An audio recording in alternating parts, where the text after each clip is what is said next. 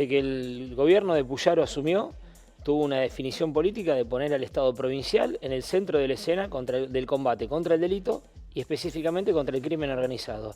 Y eso tuvo su connotación en la legislatura. Nosotros sancionamos un montón de leyes, la ley de emergencia en seguridad, la ley de narcomenudeo, la ley de inteligencia provincial, la ley de ejecución de las penas, una profunda reforma del Código Procesal Penal, que era la que le daba andamiaje jurídico a esta actitud activa de persecución del delito y de poner al Estado, como te decía, en el centro del escenario del combate del crimen organizado.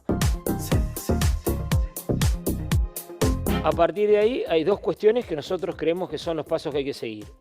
Por un lado, la persecución de la ruta del dinero del narcotráfico y del crimen organizado, es decir, no vamos a terminar con el delito violento si nosotros no vamos a atacar las estructuras económicas que lo generan y que lo incentivan.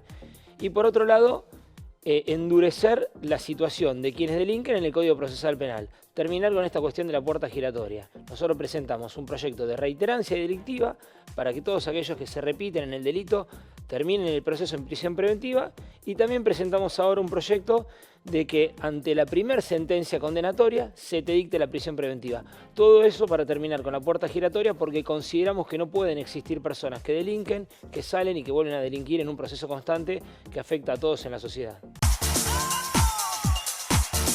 Santa Fe tiene 60 años de omisión constitucional, o sea, hace 60 años que la Constitución de la provincia de Santa Fe no se reforma.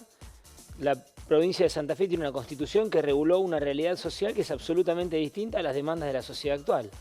Entonces, nosotros creemos que Santa Fe merece tener un instrumento constitucional, un instrumento normativo que permita atender a la realidad actual, a las características de los problemas que la sociedad tiene hoy y que los resuelva. A partir de ahí vemos que se están generando consensos que hace mucho tiempo no se generaban. En el medio se sancionó la reforma del 94.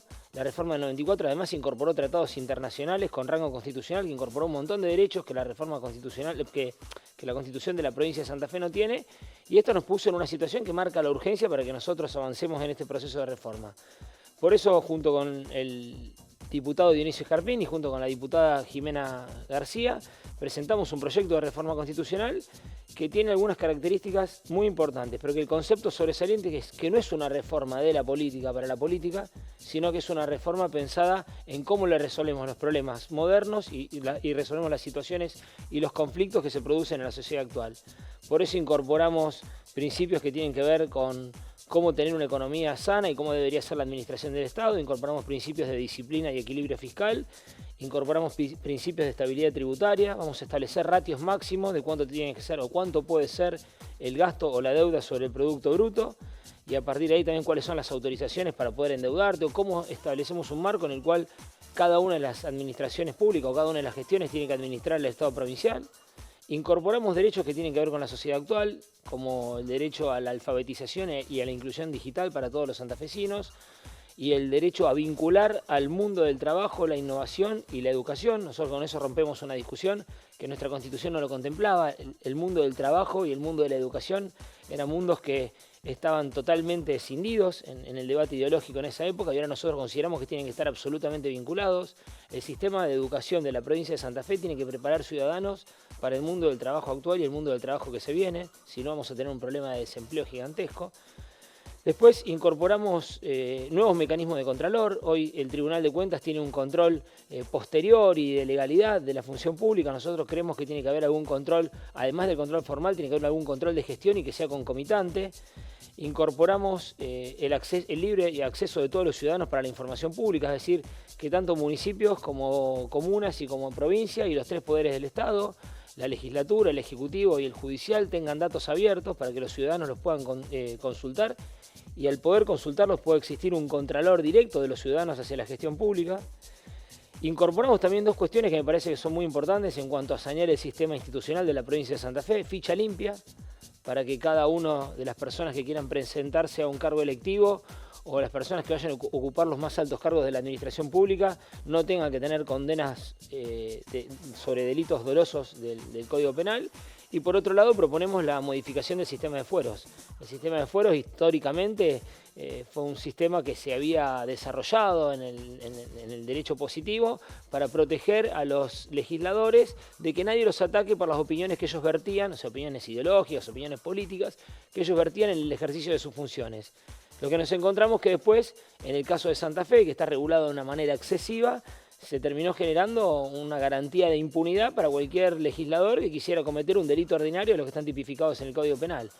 Vos pensás que en Santa Fe no es que solamente no te pueden detener, sino que ni siquiera te pueden ni investigar ni procesar por tener fueros. Entonces la verdad nos parece que tenemos que romper con este privilegio de la política, tenemos que romper con esta garantía de impunidad y tenemos que permitir que la justicia actúe de manera independiente en los casos que corresponda. Es decir, el fuero reducirlo a su mínima expresión.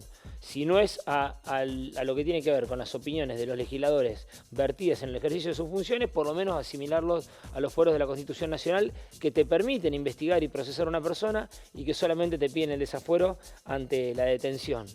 Y después, por cuestiones ya relacionadas a los estados subnacionales, a los municipios y comunas, defendemos a rajatabla la autonomía municipal. Sabemos que después de esta reforma constitucional que lo incorpore vamos a tener que discutir una ley profunda que determine los alcances de la autonomía, es decir, cuáles son las facultades, las potestades y las funciones que se le delegan a cada uno de los municipios en función del tamaño de cada uno de los municipios.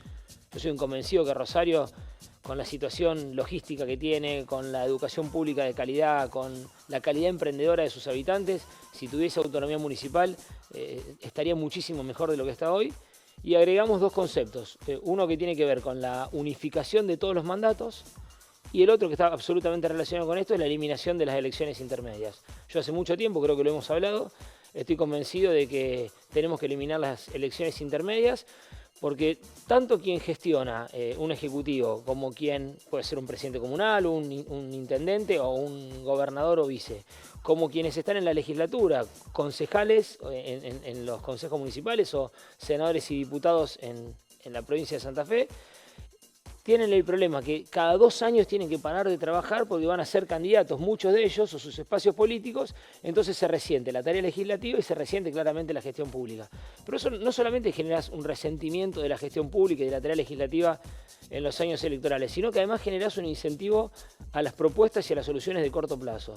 Si vos sos un intendente y tenés la posibilidad de hacer una obra de infraestructura, o sos un gobernador y tenés la posibilidad de hacer un plan de educación, que son cuestiones que no generan réditos electorales o visibles en el corto plazo, seguramente si tenés elecciones cada 2 años vas a descartar estas cuestiones de fondo y vas a tener un incentivo a generar propuestas o a disponer de los fondos de modo tal de que te generen un rédito en el corto plazo. Bueno, ahí está estudiado, es algo ineficiente, los incentivos normativos están colocados de manera incorrecta, entonces nosotros consideramos que todos los mandatos se tienen que acumular, se tienen que juntar, concejales, presidentes comunales, intendentes, diputados, senadores y gobernadores, asumir y terminar en el mismo año. Y durante esos 4 años nadie se tiene que estar dedicando a procesos electorales, sino que se tiene que estar dedicando cada uno a la función que le corresponde. Creo que una de las grandes claves para poder destrabar el proceso de reforma de la Constitución provincial y no repetir errores del pasado es entender lo que estamos haciendo. Entender lo que estamos haciendo implica que vamos a modificar una norma que va a regir para los próximos 60, 70 años. Esto no estamos trabajando sobre procesos legislativos de sanción de leyes ordinarias que se modifican cada 2 o 3 o 4 años. La Constitución provincial se sancionó en el año 62. Si lográramos reformarla el año que viene, estamos hablando de 63 años de vigencia. O sea, si vos vas a pensar una estructura normativa que va a regular la forma en que se estructura el Estado, la forma en que nos relacionamos con los ciudadanos y los derechos y garantías que tenemos, y lo vamos a regular de una manera lo suficientemente estable para permanecer por tanto tiempo, nosotros no podemos estar pensando en las elecciones que vienen. Entonces, ¿a qué me refiero yo con esto? ¿Qué pensamos nosotros de la reelección de gobernador? No, nuestro pensamiento tiene que ser qué pensamos nosotros de las reelecciones de los ejecutivos. Bueno, yo considero que presidentes comunales, que intendentes y que el gobernador y el vice los deberían poder reelegir una vez sola. O sea, que tener un periodo de 4 años más 4 años de reelección. Ahora, ¿qué pensamos con respecto a las reelecciones de los legisladores? Bueno, la doctrina está súper dividida. Algunos te dicen que es necesario la renovación de los legisladores. Hemos visto fenómenos en Estados Unidos donde te dicen que no, que en la legislatura es importante tener hombres de Estado que entiendan cómo funciona, entonces hay que tener un incentivo a que los legisladores tengan una reelección permanente. Bueno, si vamos a optar por legisladores con reelección permanente y vamos a optar por ejecutivos con un periodo más otro, bueno, esa es la sanción que nosotros tendremos que tener en la Constitución y esa es la Constitución que se va a empezar a aplicar a partir del momento que la sancionemos, desprendido absolutamente de cualquier especulación política vinculada con las próximas elecciones.